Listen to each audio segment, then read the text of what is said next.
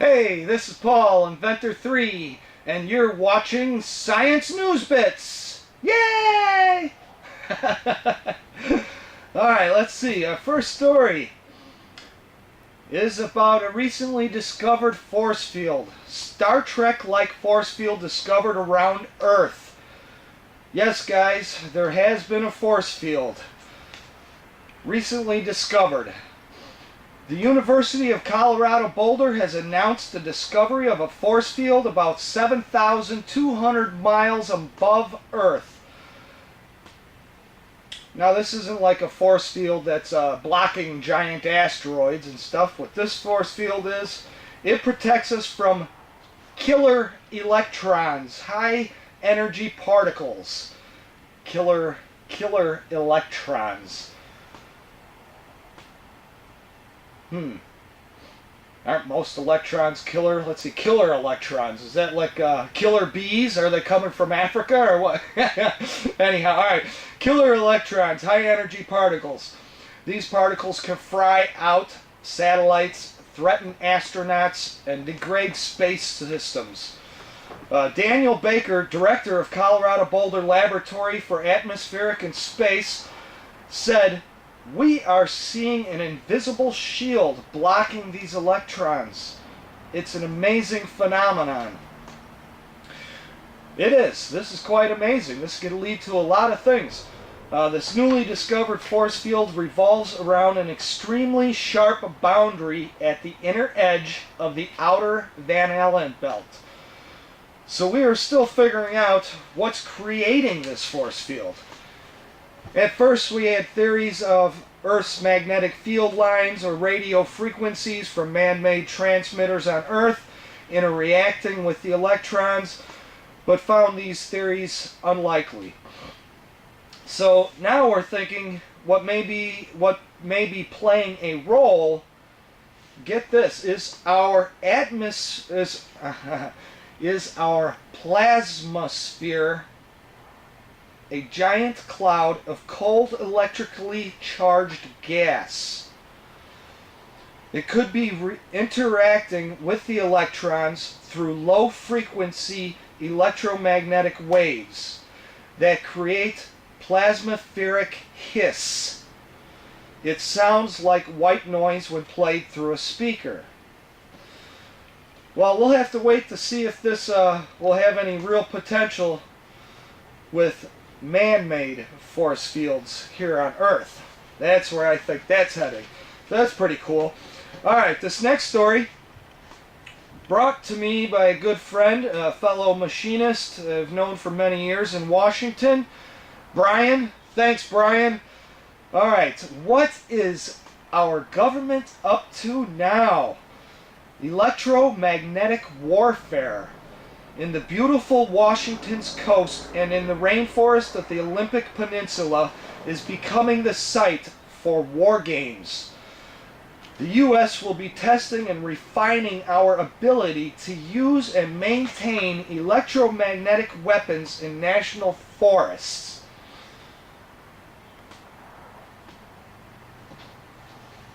Let me just keep reading. I don't even want to make a comment yet.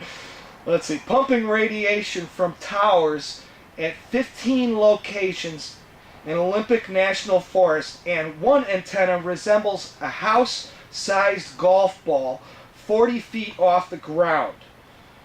It is a calculated effective power of 5 million watts and capable of sending 64 simultaneous beams at frequencies between 2 and 18 gigahertz. They also have 3 mobile truck-mounted antennas that can move between the 15 sites in Olympic National Forest, and 3 more mobile antennas that will operate between 8 more locations in the Okanagan and Colville National Forest in northeastern Washington. They each will have a power of 100,000 watts, and they will be in use 260 days a year, 8 to 16 hours a day. There's a city called Forks. City of Forks is in a direct line of fire. You got the Pacific Ocean there, and the Colville location is right next to the Colville Indian Reserves. Like these poor people haven't, like we haven't done enough to these people. Many thoughts flood my head with this one, guys. Many thoughts. Let me just say, in my own words, you're going to be disrupting the natural balance of nature. That's what I'm thinking. Anyhow, let's move on. Here's a cute little thing. Jibo. What is a Jibo? Let's see. Cynthia Briazil, an associate professor. She's an associate professor at Massachusetts Institute of Technology in Cambridge and the founder of the Personal Robots Group at the MIT Media Lab. And she's one of the world's leading pioneers in the field of social robots. She has come out with her baby Jibo. Now the Jibo is like in my opinion, it's like a super smartphone. It's on this round ball. It's got like a monitor on here, and this round ball is connected to a cylindrical shaped stand or body, and the head kind of moves around. You got the monitor on there. It could have an eye. This thing's really cool and cute. I mean, it has facial recognition. It can recognize each member of your family. I could just see having 4 or 5 of these in every home in the future. She set a goal of collecting funding for the Jibo, and in 2 months, donors gave her $2.2 million. There's 4,800 of these pre-ordered, and she promised to start shipping them late this year. Yeah, this thing is really cool. The facial recognition. Imagine this. You come in, you come home from a day's work. Hey, wake up, Jibo. Oh, hello, Paul.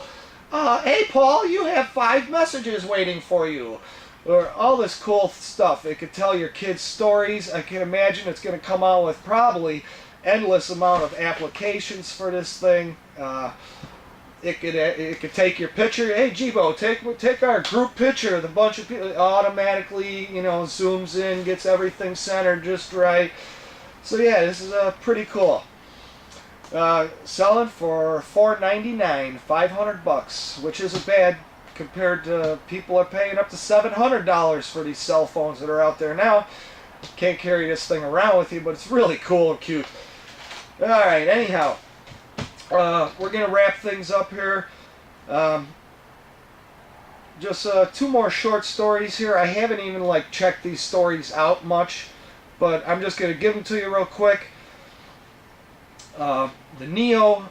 Dr. Patrick Flanagan. Now, I've heard this name in the past. He's worked for the government. There's a whole big story behind this guy himself. You got to look this up. And I'll put all kinds of descriptions for all the stories and everything, and all kinds of links, in the description below the video for all the stories that I tell. Dr. Patrick Flanagan come out with the Neonurophone. I don't know how long he's been out with this, but I just heard about this. Pretty cool thing, it sounds like. Some people may not want to touch this with a 10-foot pole, but I think it's pretty cool. It's a strip that goes on your forehead, and there's 2 wires coming down, around your ear over here to a little box, almost like an iPad. Instead of having earphones, you got a strip on your forehead, and it actually sends information through your skin, through frequencies, right into your brain. It bypasses your ear. So your brain also absorbs this information more. You could put this thing on, it makes you smarter. It focuses your concentration and everything. You can wear this thing while you're sleeping and absorb information while you're sleeping. Anyhow, that's pretty cool. Alright, you'll have to check that out. I haven't done a lot of research on it yet. I'll put the link in the description. One more quick thing. I just read about this too. I haven't really got any information on it yet, but it sounds really cool. It's an alien life found on Earth. What?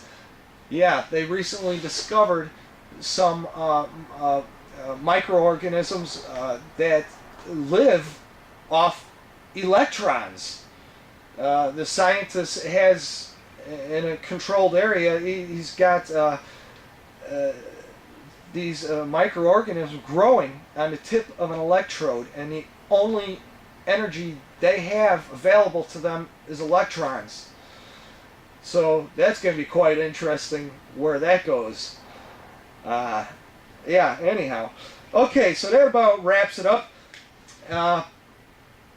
You're watching Science News Bits. Please subscribe. If you haven't subscribed yet, please subscribe.